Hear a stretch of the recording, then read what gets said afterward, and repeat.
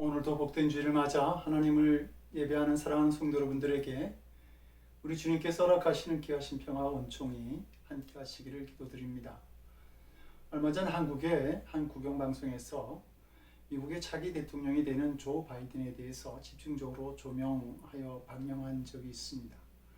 조 바이든의 삶, 그리고 그가 대통령이 되기까지의 과정, 그리고 그의 정책들을 이렇게 소개를 했는데, 그 소개하는 말들 중에 이 조 바이든이 대통령이 되기 위해서 오바마 전 대통령의 도움을 크게 받았다라고 하는 이야기를 하였습니다. 저는 그 말이 참 신선하게 느껴졌습니다. 왜냐하면 불과 40년 전만 해도 미국에서는 백인이 흑인을 대할 때 마치 유대인들이 이방인들을 개돼지 취급하듯 그렇게 흑인을 대하는 일들이 공용연히 일어났고, 그리고 1950, 60년대만 해도 이 백인들이 공개적인 석상에서 흑인들을 굿하거나 폭행하고 또 감옥에 가두고 죽이는 일들이 그렇게 아주 비일비재하게 일어났었기 때문입니다.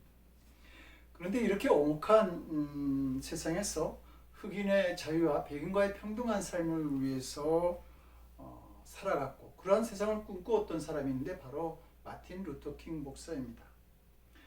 그는 1963년 워싱턴에서 행한 연설에서 나는 꿈이 있습니다, 이렇게 연설을 시작하면서, 언젠가 이 나라가 깨어나서 우리는 모든 사람이 공평하게 창조되었다는 명백한 이념을 신봉한다는 미국의 신주 안에 깃든 그 참뜻 속에서 살아가는 것이 바로 그 꿈입니다, 이렇게 이제 연설을 하면서 이야기하기를, 언젠가 조지아의 붉은 언덕 위에 예전에 노예였던 부모의 자식과 그 노예의 주인이었던 부모의 자식들이 형제의 식탁에 함께 둘러앉는 날이 오리라는 꿈이 나에게는 있습니다.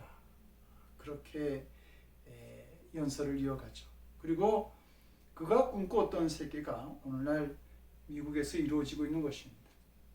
저는 2008년 우연히 오바마가 대통령 선거에서 이기고 시카고에서 당선 축하 연설을 하는 장면을 본 적이 있는데,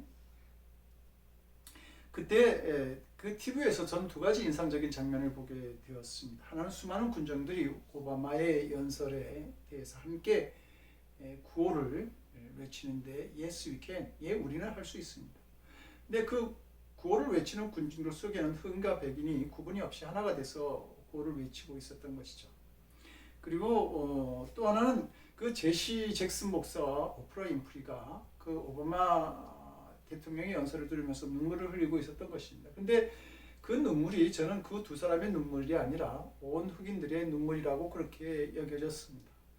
왜냐하면 그때 많은 흑인들이 미국에서 처음으로 탄생한 그 흑인 대통령을 보면서 내 성전의 흑인이 미국의 대통령이 되리라고 하는 그런 꿈을 가져본 적이 없습니다. 그런데 이제는 우리는 흑인이 대통령이 되는 꿈을 이루었습니다. 이제는 죽는다 할지라도 여한이 없습니다라고 많은 흑인들이 이야기를 했었거든요. 이 마틴 루터 킹 목사의 그 꿈이 채 50년도 되지 않아서 미국에서 이루어진 것입니다. 오늘 본문을 보면 하나님께서 모세를 부르셔서 모세에게 그 애굽의 압제에 신음하는 이스라엘 백성들을 해방시키고 그들을 가나안 땅으로 인도하라고 하는 그 꿈을 그에게 주십니다. 근데 모세는 나는 말도 잘 못하고 사람들은 또 나를 믿지도 않을 것이기 때문에 그 꿈은 나에게 너무 가분하고 이룰 수 없는 꿈입니다, 이렇게 이야기를 하죠.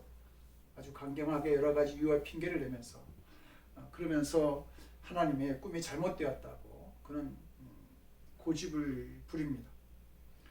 그래도 하나님께서 그 꿈을 포기하지 않으시자 모세는 스스로 자신을 먼저 포기하면서 주여 보낼 만한 자를 보내소서, 그렇게 출애굽기 4장 14절에서 말합니다. 이 모세의 말은 나는 아닙니다, 다른 사람이 있습니다, 이렇게 말하는 겁니다. 성도 여러분, 혹시 이 모세의 행동이 우리의 모습 같지 않습니까? 하나님이 주시는 꿈이 있고 사명이 있는데 나는 할 수 없다 그렇게 고집을 부리고 현실에 안주하기 바라고 그리고 다른 사람이 하리라고 하는 그러한 생각들 말입니다. 모세는 하나님께서 자신을 간곡하게 붙잡고 그리고 그 꿈을 함께 이루어가기를 원하는데 왜 모세는 그것을 거부하고 있을까요? 첫째로 모세는 자신이 너무 작고 초라하며 볼품없는 자라고 그렇게 생각하고 있었습니다. 모세는 자신을 잘 알고 있었습니다. 모세는 혈기로 그 동족을 위해 싸우다가 살인자가 되죠. 그리고 그것을 사람들이 알게 되자 바로 왕의 그 칼날을 피해서 그래서 애굽을 탈출하고 그리고 지금은 도망자의 신세가 되어 있었던 것입니다. 그는 보고 싶은 부모 형제도 만나지 못한 채 지금 40년을 숨어 지내고 있는데 그런 자신이 애굽의 힘 아래서 그렇게 신음하는 이스라엘 백성들과 별로 다를 바가 없다라고 그는 여겼던 것이죠. 그래서 그는 어떻게 그들과 똑같은 내가 그 이스라엘 백성들을 구해낼 수 있겠는가? 그렇게 의문을 가졌던 것입니다. 그래서 하나님의 계획을 들었을 때 모세가 하는 말이 내가 누구간데 바로에게 가며 이스라엘 자손을 애굽에서 인도하여 내릴까? 이렇게 항변하고 있는 것이죠. 모세는 아니 내가 뭔데 지금 시골에 숨어서 도망자의 신세로 살아가는 내가 무슨 능력이 있어서 그런 꿈을 이룰 수 있겠습니까? 어떻게 이렇게 부족한 내가 애굽 왕인 바로에게 가서 이스라엘 백성들을 애굽에서 인도해낼 수 있단 말입니까? 라고 그렇게 말하고 있는 것이죠. 그렇게 벌품먹고 초라한 자신에게 하나님의 계획은 도저히 사람의 머리로는 상상할 수 없는 꿈이었던 것입니다. 모세는 초라하고 볼품없는 자신의 모습을 보면서 하나님의 그 위대한 꿈 앞에 자신은 또다시 도망하고 싶었던 것이죠. 우리도 모세와 같은 심정을 가질 때가 있지 않습니까? 모세처럼 나는 보잘것없어. 그러면서 모든 꿈을 포기하고 싶은 마음을 가질 때가 있다고 하는 것입니다. 내가 처한 현실, 내가 가진 상황, 환경, 이게 꿈을 실현하기에는 너무 먼 곳에 내가 와 있는 것 같아요. 그리고 다른 사람들에 비해서 내 재능이 너무 보잘것없어서 스스로를 비관하게 되고 꿈을 포기하는 심정을 가지게 되는 것입니다. 그런데 하나님께서는 호렙산 기슭에 있는 이 떨기나무에서 자신이 너무 볼품없는 자라고 여겼던 모세를 부르셨다고 하는 사실입니다. 여기에 하나님의 숨겨진 놀라운 비밀이 있습니다. 하나님의 불이 붙었던 떨기나무는 아주 가늘고 볼품도 없고 쓸모도 없습니다. 저는 이스라엘 성지 순례를 하다가 시내산에 있는 그 성케드린 수돈에서 하나님께서 나타나셨다고 하는 그 떨기나무를 본 적이 있습니다. 그 수돈 모퉁이에 이렇게 있는 그 떨기나무가 얼마나 보잘고 앙상하고 그렇게 보였는지 그 나무가 4,000년을 이어왔다라고 하는 사실을 도저히 상상할 수 없을 정도의 어떤 볼품없는 초라한 나무였습니다. 왜 하나님은 이렇게 초라한 볼품없는 나무에 임하셨을까? 이 떨기나무가 이스라엘을 상징하고 있기 때문입니다. 남의 땅 애굽에서 노예로 전락하여서 아무런 주권도 없이 착취와 혹사를 당하는 그런 그 고단한 삶 속에서 구부러질 대로 구부러지고 갈라질 대로 갈라지고 이제는 보잘것도 없고 쓸모도 없는 그 이스라엘의 모습이 바로 이 떨기나무와 같았다라고 하는 말입니다. 그래서 본문 9절에서도 이제 이스라엘 자손의 부르짖음이 내게 달하고 애굽 사람이 그들을 괴롭게 하는 학대도 내가 보았다. 부르짖고 괴로움을 당하는 학대당하는 백성이었던 것이죠. 그런데 이스라엘 백성들만 이러한 모습입니까? 광야에서 80의 나이가 되도록 목동을 하고 그리고 이제는 그걸로 내 인생이 끝났다라고 하는 생각하는 그 모세도 그 떨기나무와 같이 볼품없는 존재 아니었을까요? 그래서 하나님은 세상에 많고 많은 참 멋있는 나무들, 괜찮은 나무들을 다 놔두시고 이 떨기나무 가운데 임하셨던 것입니다. 이 일은 하나님께서는 그 떨기나무와 같이 구부러지고 보잘것없는 갈라진 삶 속에 또 연약하고 부족한 우리의 모습에 고단한 삶을 살아가는 우리 인생에 찾아오시는 바로 그분이 우리의 하나님이라고 말씀해 주고 있는 것입니다. 구약의 미가 선지자는 예수님의 탄생을 이야기하면서 예수님이 나신 그 베들레헴에 대해서 베들레헴 에브라다야 너는 유다 족속 중에 작을지라도 이스라엘을 다스릴 자가 내게서 내게로 나올 것이다. 이 말의 뜻은 베들레헴아 너는 그 유다 족속 중에 아주 작은 땅이야. 보잘것없어. 그러나 인류를 구원할 메시아가 너에게서 나올 거야. 그 이야기를 해주고 있는 말씀입니다. 우리도 내 자신이 너무 작게 느껴지고 주님이 주신 꿈을 사명을 감당하기에는 내가 너무 보잘것없다고 느껴질 때가 있습니다. 그런데 하나님께서 참으로 볼품없는 그 떨기나무 속에 임하신 것처럼 작고 초라한 우리 가운데 내 삶 속에 찾아오셔서 위대한 꿈을 꾸게 하시고 그리고 그 꿈을 이루게 하시는 분이라고 하는 사실입니다. 두 번째로 모세는 자신을 실패한 자라고 여겼습니다. 모세는 한때 중동 지역 일대를 주름잡고 있는 그 애굽의 왕자였습니다. 애굽의 궁중에 살 때는 실로 많은 학문을 그가 배우면서 큰 꿈을 키워가고 있었던 것이죠. 어쩌면 모세의 꿈은 애굽을 중심으로 한 중동의 모든 땅을 자신의 그 발밑에 복종시키는 꿈을 꾸었을지도 모릅니다. 그러나 지금 모세는 그 많은 학문, 그 총명하였던 것, 그리고 그 왕자의 신분, 그 꿈들 그걸 다 잊어버리고 사람들에게 버림받고 잊혀진 땅 그 미디안 광야에서 양이나 치는 목동의 존재가 되어 있었던 것이죠. 이 사실이 그를 스스로 실패한 자로 여기게 만든 것입니다. 그래서 그는 출애굽기 4장 1절에서 말하기를 그들이 나를 믿지 아니하며 내 말을 듣지 아니하고 이르기를 여호와께서 내게 나타나지 아니하셨다리다 이렇게 말하고 있는 겁니다. 모세가 지금 무슨 말을 하고 있는가? 이스라엘 백성들이 나를 믿지도 않고 말도 듣지 않을 것입니다. 왜냐하면 나는 한때 애굽의 왕자였을지 모르지만 지금 이 미디안의 땅에서 목동으로 살아가는 한 촌노예에 불과하기 때문입니다. 그래서 그들은 실패한 나에게 하나님께서 나타나셨다고 도저히 믿지 아니하므로 내 말도 듣지 않을 것입니다. 지금 그렇게 이야기하고 있는 겁니다. 그런데 우리가 이 상황을 잘 살펴보면 모세가 이 사명 앞에서 도망하고 그 꿈을 포기하고 싶은 그 결정적 이유가 그의 생각과 마음이 실패와 좌절에 길들여져 있다고 하는 사실입니다. 태국이나 인도에서는 그 몸집이 아주 큰 야생 코끼리를 길들여서 집안에서 일을 시키죠.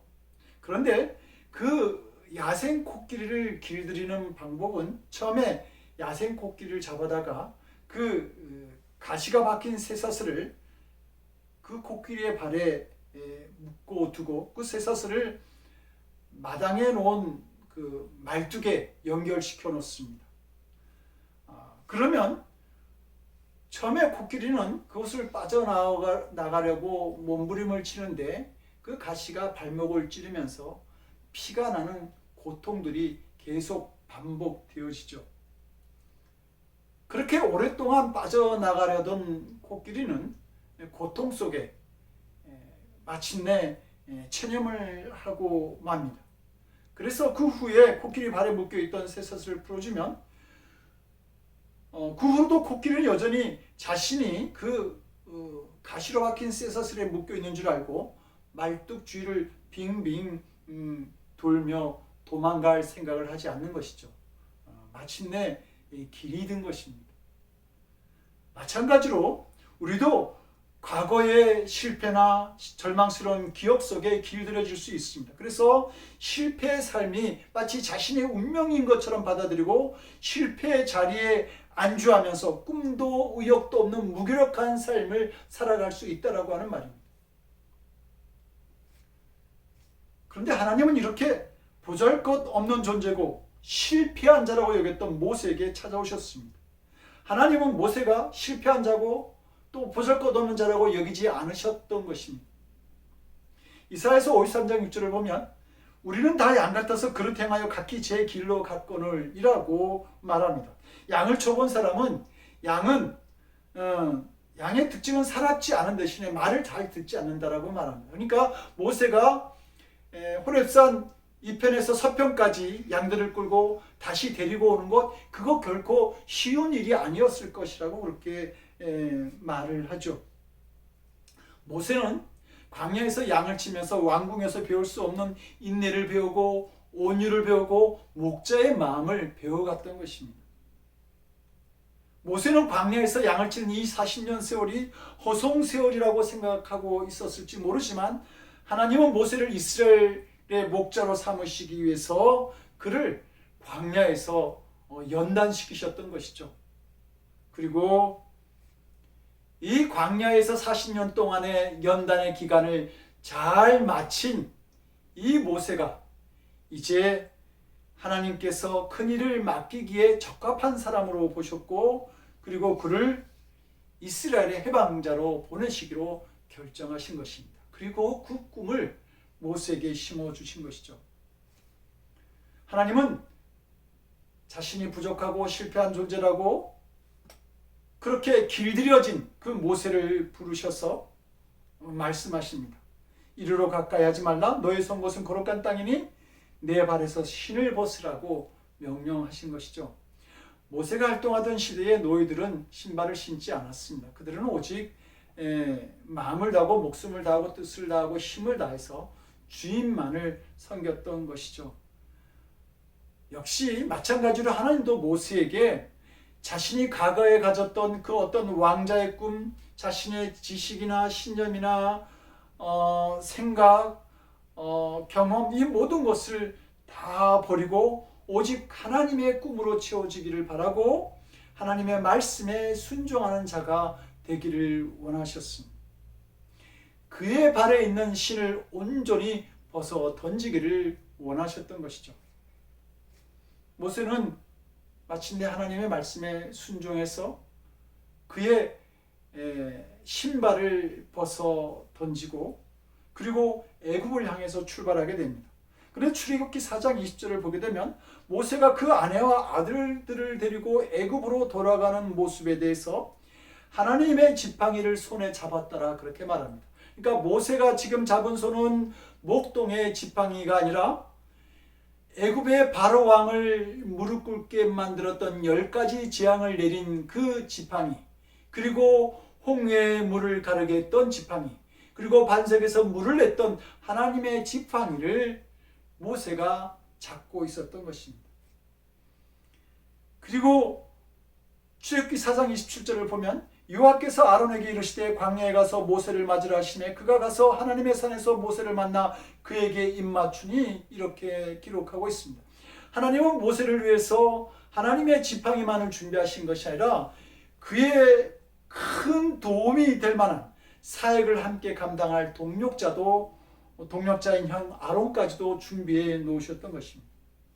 모세는 도망자인 자신은 볼품이 없고 목동의 삶을 살아가는 자신은 볼품없는 자라고 그렇게 여겼습니다. 그리고 자기에게 남은 인생도 얼마 남지 않았다고 그렇게 그는 여겼지만 하나님의 꿈을 붙잡게 되었을 때에 하나님은 그가 그의 꿈을 이루도록 모든 것을 준비하여서 그에게 주셨던 것입니다.